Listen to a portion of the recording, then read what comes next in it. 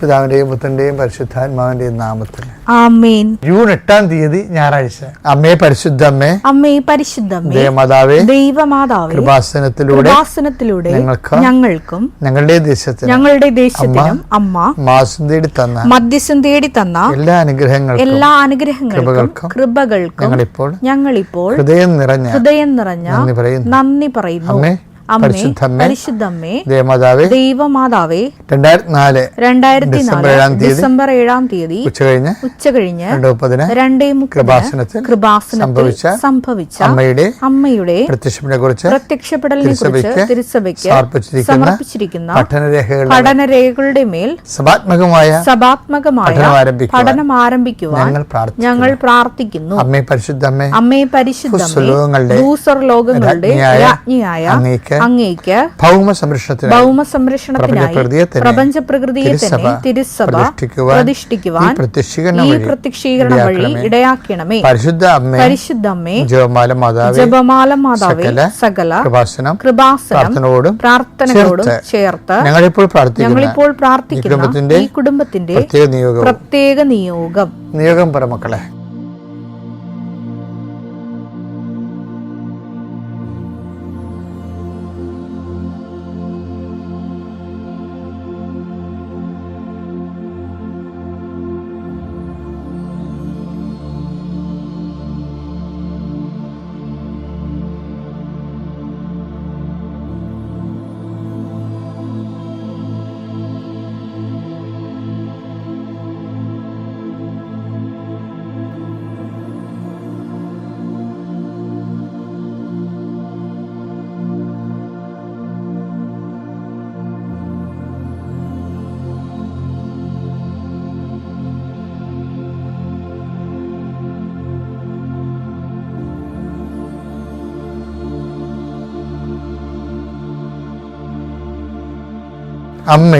അമ്മയുടെ പ്രത്യക്ഷീകരണത്തിന്റെ ഈ അനുഗ്രഹവേളയിൽ ഞങ്ങൾക്ക് സാധിച്ചു തരുവാൻ കനിയണമേ. ആമേൻ. വിശ്വാസ പ്രമാണം. സർവശക്തനായ പിതാവും ആകാശത്തിന്റെയും ഭൂമിയുടെയും സൃഷ്ടാവുമായ ദൈവത്തിൽ ഞാൻ വിശ്വസിക്കുന്നു. അവിടുത്തെ ഏകപുത്രനും ഞങ്ങളുടെ കർത്താവുമായ ഈശോമിശിഹായിലും ഞാൻ വിശ്വസിക്കുന്നു. ഈ പുത്രൻ പരിശുദ്ധാത്മാവിനാൽ ഗർഭസ്ഥനായി കന്യകാമറിയത്തിൽ നിന്ന് പിറന്ന് പൊന്തിയോസ് പീലാത്തോസിന്റെ കാലത്ത് പീഡകൾ സഹിച്ച് കുരിശിൽ തറയ്ക്കപ്പെട്ട് മരിച്ച് അടക്കപ്പെട്ട് പാതാളങ്ങളിൽ ഇറങ്ങി മരിച്ചവരുടെ ഇടയിൽ നിന്ന് 3-ാം നാൾ ഉയർത്ത് സ്വർഗത്തിലേക്ക് എഴുന്നള്ളി സർവശക്തിയുള്ള പിതാവായ ദൈവത്തിന്റെ വലതുഭാഗത്തിരിക്കുന്നു. അവിടെ നിന്ന് ജീവിക്കുന്നവരെയും മരിച്ചവരെയും വിധിക്കുവാൻ വരുമെന്നും ഞാൻ വിശ്വസിക്കുന്നു. പരിശുദ്ധാത്മാവിലും ഞാൻ വിശ്വസിക്കുന്നു.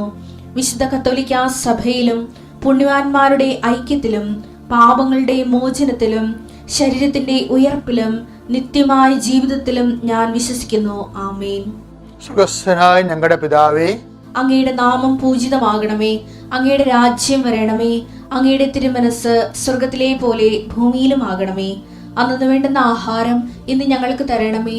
ഞങ്ങളോട് തെറ്റ് ചെയ്യുന്നവരോട് ഞങ്ങൾ ക്ഷമിക്കുന്നത് പോലെ ഞങ്ങളുടെ തെറ്റുകൾ ഞങ്ങളോടും ക്ഷമിക്കണമേ.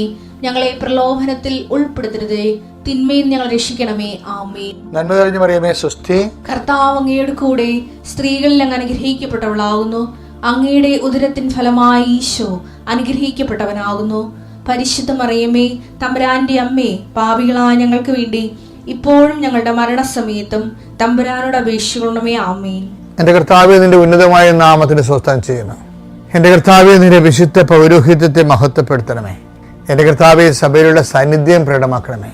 39 വർഷം അർപ്പിച്ച കുർബാനയുടെ യോഗ്യതയാൽ കൃപാസ്ഥാനത്താറെ ജീവനോടെ പ്രത്യക്ഷപ്പെട്ട പരിശുദ്ധ അമ്മയുടെ മാധ്യസ്ഥത്തിൽ ഈ പ്രാർത്ഥനയിൽ പങ്കെടുക്കുന്ന എല്ലാ മക്കൾക്കും അവരുടെ കുടുംബത്തിനും സമാധാനം ആശംസിക്കുന്ന, നീ ഏത് ഭവനത്തിൽ പ്രവേശിച്ചാൽ ആ ഭവനം സമാധാനം ആശംസിക്കുന്ന അളിച്ച കർത്താവേ, നിന്റെ വാക്കിൽ ആശ്രയിച്ചുകൊണ്ട് ഈ പ്രാർത്ഥന കൂടുന്ന കുടുംബത്തിനും വ്യക്തിക്കും കർത്താവിൻ്റെ നാമത്തിൽ സമാധാനം ആശംസിക്കുന്നു. കർത്താവേ, ഈ സമാധാനം അവരുടെ ജീവിതത്തിൻ്റെ ഇന്നത്തെ വിവിധ ഘട്ടങ്ങളിലെ അനുഭവിക്കാൻ ഇടയാക്കണം പ്രാർത്ഥിക്കുന്നു. അവർ കണ്ടുമുട്ടുന്ന വ്യക്തികളിൽ അത് കഴിയുമ്പോൾ അവർ സംസാരം കഴിയുമ്പോൾ സമാധാനം നിറയട്ടെ. കർത്താവേ, രോഗപീഠകളെ വലയുന്നവർ, മാനസിക പീഡകളെ വലയുന്നവർ, ഉറക്കമില്ലാത്തവർ, ഇന്നലെ രാത്രി പല കാര്യങ്ങൾ കൊണ്ട് ഉറങ്ങാൻ കഴിയാതിരുന്നവർ, ആ വിഷയങ്ങളെല്ലാം ഈശോ ഈ അനുഗ്രഹത്തിൻ്റെ ശക്തിയാൽ ഭാരങ്ങൾ നീങ്ങിപ്പോയിട്ട് ഞാൻ പ്രാർത്ഥിക്കുന്നു.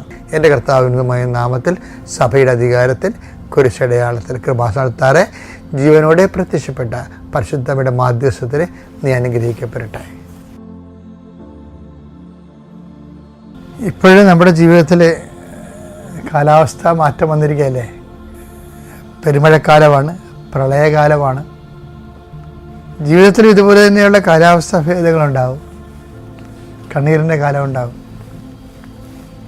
ചിലർ കണ്ണീര് ഉണ്ടെങ്കിലും ആരെയും കാണിക്കാതെ കണ്ണീർ അടക്കി നടക്കുന്ന ആൾക്കാരുണ്ട്. അവരുടെ മനസ്സിലത് പ്രളയകാലമാണ്. ഈ എല്ലാ കാലങ്ങളിലും ഒരു ദൈവവിശ്വാസം കൈവരിക്കുന്ന ഒരു വാട്ടർ ലെവലുണ്ട്. എത്ര മഴ പെയ്താലും ഒരേ ലെവലിൽ നിൽക്കുന്ന ആൾക്കാരില്ലേ? ഒരേ ലെവലിൽ എത്ര സങ്കടമുണ്ടെങ്കിലും ഒരേ ലെവലിൽ നിൽക്കുന്ന ആൾക്കാരുണ്ട്. നമ്മൾ അറിയത്ത പോലുമില്ല അവർക്ക് എന്തുമാത്രം വിഷമതകളുണ്ടെന്നുള്ള അറിയത്തില്ല. നമുക്ക് പിന്നെ 2 കാലങ്ങളായിട്ടാണ് കാണപ്പെടുന്നത് കേരളത്തിൽ. ഇപ്പോഴല്ല, പണ്ട് മുതൽ ഈ കേരളം സന്ദർശിച്ചിട്ടുള്ള സഞ്ചാരികളുടെ പുസ്തകമൊക്കെ എൻ്റെ കയ്യിലുണ്ട് കുറേ. ഇപ്പോൾ മാർക്കോപോളോയുടെ കാലം തൊട്ട് ഇങ്ങനെ ബുക്കനായൻ്റെ കാലം വരെയൊക്കെ ഉള്ളവരെല്ലാവരും പറയുന്നത് കേരളത്തിൽ 2 കാലാവസ്ഥയുള്ളതെന്ന് പറഞ്ഞു. ഒന്ന് വേനലും വർഷവും. ഇപ്പോൾ വർഷകാലമാണ്. പക്ഷെ മറ്റു കാലങ്ങളൊക്കെ ഞാൻ കേരളയിലൊക്കെ ചെന്നപ്പോൾ അവരെന്നോട് വിശദീകരിക്കുകയായിരുന്നു, മഞ്ഞുകാലമുണ്ട്, സ്പ്രിങ് ഉണ്ട്. അപ്പോൾ അങ്ങനെ ഓരോരോ കാലം വ്യത്യസ്തമായിട്ട് അവർക്കുണ്ട്. ബൈബിൾ എന്താ പറഞ്ഞു വെച്ച് കഴിഞ്ഞാൽ ഓരോരുത്തർക്കും ഇതുപോലെ കാലമുണ്ട്, ഓരോ കാലമുണ്ട്. അങ്ങനെ കാലം വ്യത്യാസപ്പെടുത്തുന്നത് എന്തിനാണെന്ന് കർത്താവിൻ്റെ വചനത്തിലുണ്ട്. ആ ദൈവാഭിമുഖ്യ ജീവിതവും അതിന് അനിപേക്ഷണീയമായിട്ടുള്ള കാലവ്യത്യാസങ്ങളും ബൈബിളിലെ ഒരു വിഷയമാണ്. ചിലപ്പോൾ സങ്കടമായിരിക്കും, ചിലപ്പോൾ സന്തോഷമായിരിക്കും, ചിലപ്പോൾ വ്യസനമായിരിക്കും, ചിലപ്പോൾ ഉത്കണ്ഠയായിരിക്കും, ചിലപ്പോൾ ആധിയായിരിക്കും, ഭീതിയായിരിക്കും.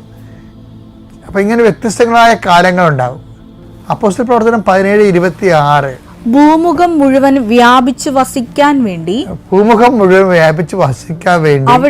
അവിടുന്ന് ഒരുവനിൽ നിന്ന് എല്ലാ ജനപദങ്ങളെയും സൃഷ്ടിച്ചു. അവർക്ക് വിഭിന്ന കാലങ്ങളും വാസഭൂമികളും നിശ്ചയിച്ചു കൊടുത്തു. അത് വിഭിന്ന കാലങ്ങളും വാസഭൂമികളും. ടൈമും ഉണ്ട്, സ്പേസും ഉണ്ട്. ടൈം മാത്രമല്ല കൊടുത്തത്, ടൈമും സ്പേസും എല്ലാവർക്കും അങ്ങനെയാണ്. അപ്പം നിൻ്റെ അനിയത്തിയുടെ അല്ലെങ്കിൽ നിൻ്റെ ചേട്ടൻ്റെ ടൈം ആൻഡ് സ്പേസ് ആയിരിക്കത്തില്ല നിൻ്റെ ടൈം ആൻഡ് സ്പേസ്. ഇപ്പം ചെറു പറയത്തില്ലേ, ഞങ്ങൾ രണ്ടും ഒരേ ഉദരത്തിൽ നിന്ന് വന്നവരാണ്, ഒരമ്മ പെറ്റവരാണ്, പക്ഷെ 2 തരത്തിലാണ് ജീവിക്കുന്നത്. 2 പേർക്കും ടൈം ആൻഡ് സ്പേസ് വ്യത്യാസമുണ്ട്. ദൈവത്തിൻ്റെ മുമ്പിൽ ഇതെല്ലാം ഒരു ടൈമാണ്, ഒരു സ്പേസാണ്. എന്താണെന്നറിയാമോ? ഇതെന്തിനാ ഇങ്ങനെ ടൈം ഡിഫറെൻ്റ് ആക്കിയിരിക്കുന്നതിൻ്റെ ഉദ്ദേശം എന്തിനാ? അതെന്തിനാണെന്ന് വായിച്ചേ.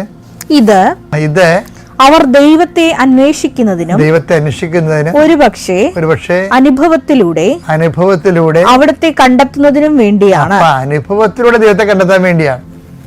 അപ്പൊ ദൈവത്തെ കണ്ടെത്താനുള്ളൊരു മാർഗം എന്താണ്? അനുഭവമാണ്. അനുഭവം ഉണ്ടാണെങ്കിൽ എന്ത് ചെയ്യണം?